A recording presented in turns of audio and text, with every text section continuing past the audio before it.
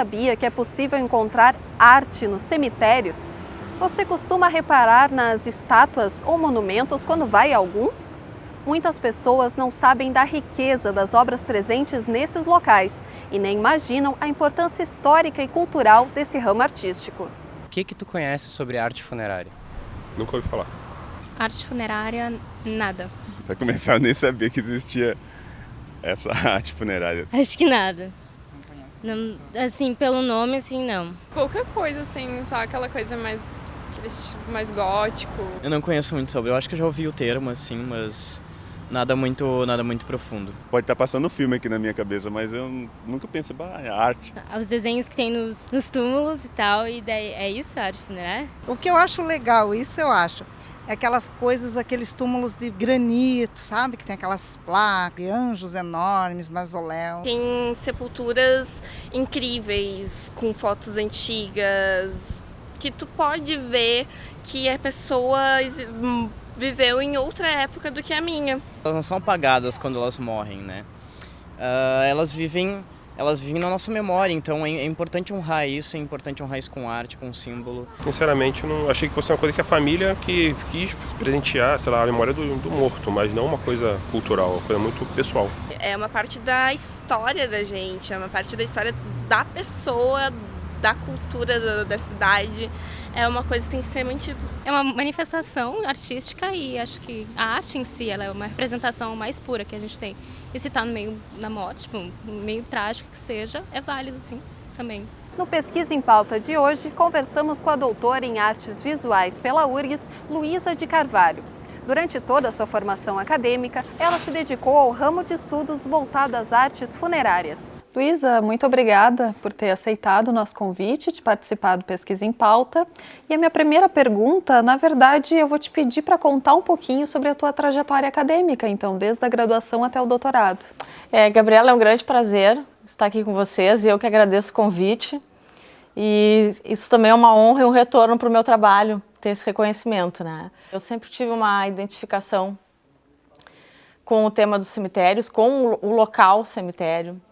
E eu lembro de frequentar muito esse lugar durante a minha adolescência, de morar na frente de um cemitério e ir diariamente para o cemitério.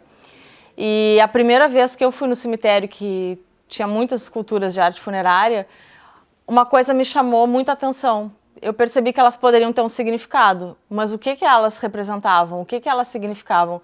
Isso naquela época eu não tinha como saber. E eu ingressei na graduação, e na graduação, no curso de artes visuais, eu vi que tinha uma linha, enfim, um campo de pesquisa que abordava a arte funerária.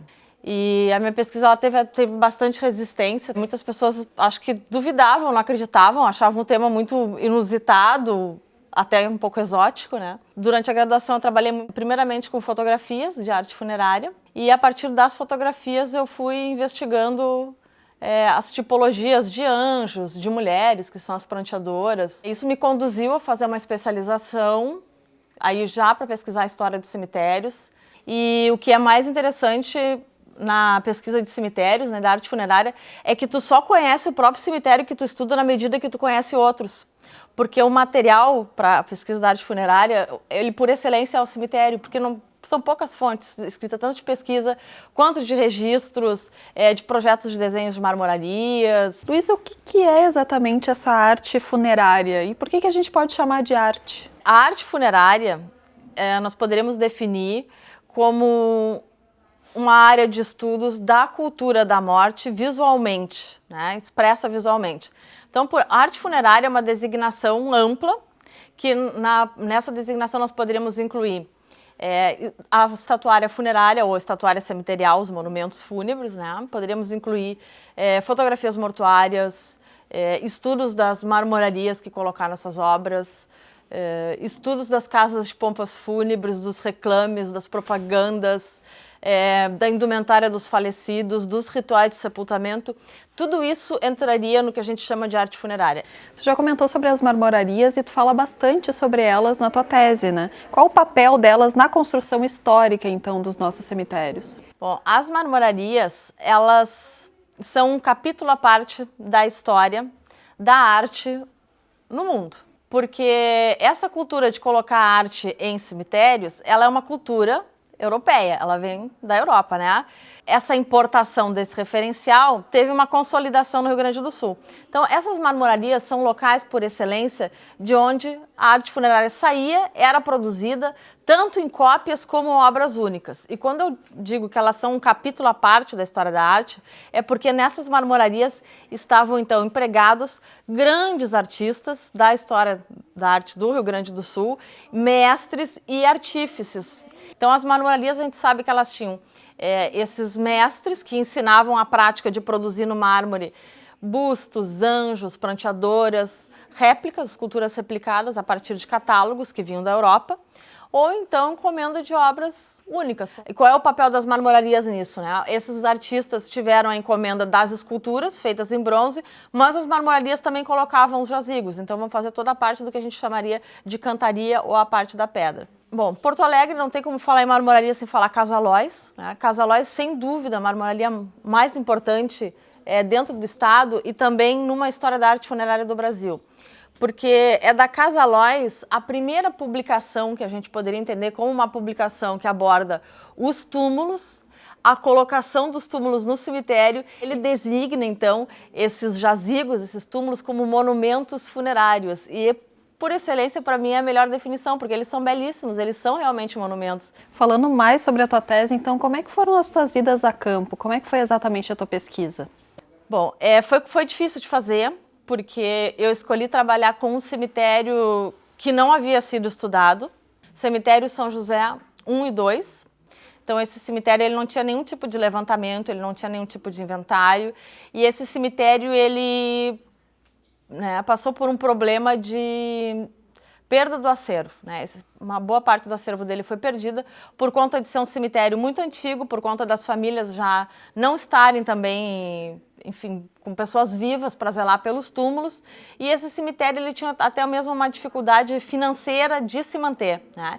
Então ele troca de administração e a partir disso esses jazigos do cemitério eles são retirados ou algumas obras são realocadas. Então eu precisei fazer uma pesquisa de uma parte do cemitério que não estava mais no local, que havia sido completamente retirada. Então a pesquisa foi muito difícil por conta disso, porque eu tinha pouquíssimos registros, mas o cemitério evangélico de Porto Alegre, que foi o que eu investiguei na minha dissertação, que é um cemitério que tem um grande acervo de pranteadoras, que são aquelas mulheres que choram à beira dos túmulos. Esse acervo está no cemitério evangélico. E o acervo da história da arte funerária, onde possa se contar a partir dos materiais, pelo uso dos materiais mais iniciais, lá em 1888, que é a data desse cemitério, tudo isso está no São José. Então o São José ele é um laboratório de estudos vivo, né? É um cemitério vivo. Tu já falou um pouquinho, Luísa, mas em termos de simbologia, uso de materiais, o que tu descobriu nessas tuas investidas? A simbologia dos nossos cemitérios, ela é muito adaptada da simbologia dos cemitérios europeus. Então, ela vinha por meio dos catálogos, né? Então a gente sabe que tem anjos, anjinhos e anjões, como dizia o Carlos Drummond de Andrade. Mas nós temos também essas mulheres que choram, essas pranteadoras, que elas têm uma forma de representação bem específica e aí vale a pena investigar como é que isso aparece dentro dos nossos cemitérios aqui de Porto Alegre. Se nós formos aos cemitérios de São Paulo ou do Rio, nós vamos encontrar esculturas muito sensuais, mulheres belíssimas, seminuas, ou com trajes que a gente costuma chamar de wet draping, ou drapeado molhado, que evidenciam completamente a sensualidade do corpo.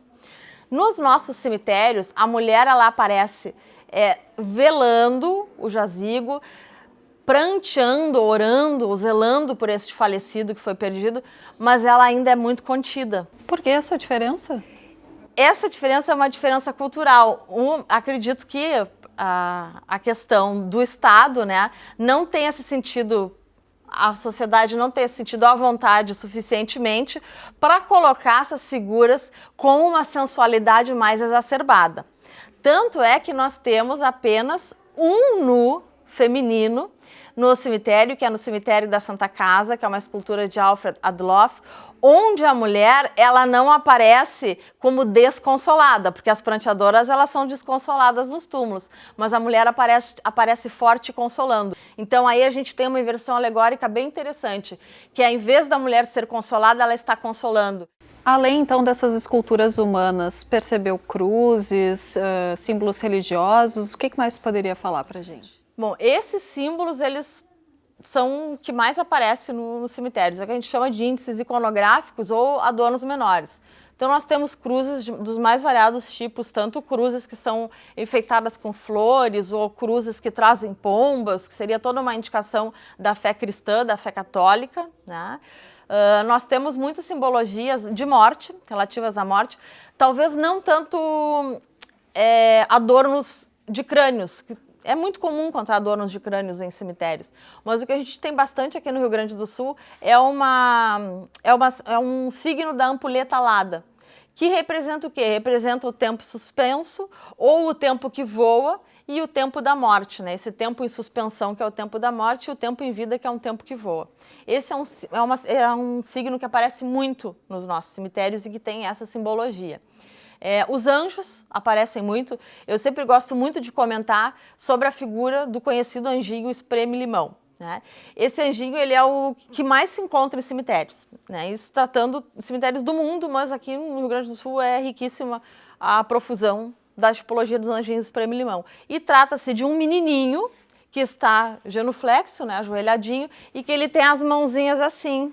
Então os marmoristas brincavam que ele teria um limãozinho, que ele era o anjinho espreme-limão. Então esse é o que mais aparece. Tem inúmeras simbologias, tem flores, muitas flores, anjos e alegorias que representam sentimentos ou conceitos que nós não temos como representar, senão por ideias justamente alegóricas, como por exemplo, uma mulher com uma âncora é a esperança, uma mulher com uma cruz é uma alegoria da fé. Finalizando, Luísa, tu comentou um pouquinho da dificuldade de encontrar algumas dessas obras, né? A legislação, em algum sentido, em relação à preservação dessa arte funerária?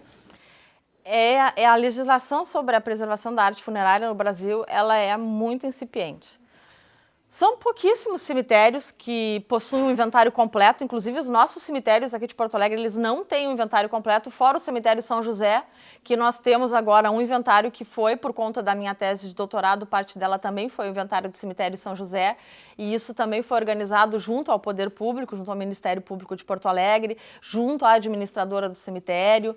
Então, a urgência maior para se preservar cemitérios é que se saiba o que tem dentro deles. Mas os cemitérios, eles são riquíssimos, não somente para inventários, para estudo de arte visual ou material, né, mas também para espetáculos teatrais, para declamação de poesia, saraus, música, encontros. Então o cemitério, ele não é mais necessariamente, apesar de ser um espaço de resguardo de dor e de luto, para ser vivenciado como uma experiência de dor, mas sim como uma experiência estética, e uma experiência estética de uma elevação muito alta. Ele é um local de fruição. Luísa, quero te agradecer mais uma vez por ter concedido essa entrevista para a URGS TV. Te agradeço também, Gabriela, um prazer. Foi maravilhoso gravar com vocês, agradeço também toda essa equipe e espero que a nossa entrevista possa trazer bastantes pessoas interessadas pelo tema da arte funerária para a gente continuar nossos estudos com mais força. Com certeza.